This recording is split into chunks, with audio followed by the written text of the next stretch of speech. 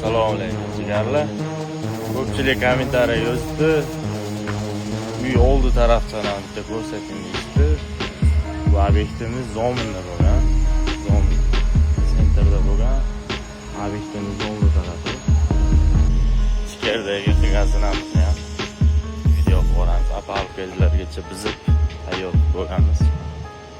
Eski zinasi kichkina bo'lgan. Uyga moslab turib gigant qilib yasab berganmiz. Bagati bo'lishgan. Xohlisi kanimizdan ham zo'r chiqdi. İşte eshikka yo'l olib berganmiz.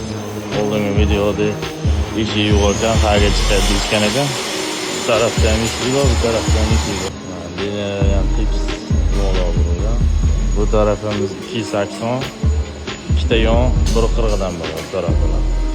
O'rtadagi 170 bo'lgan.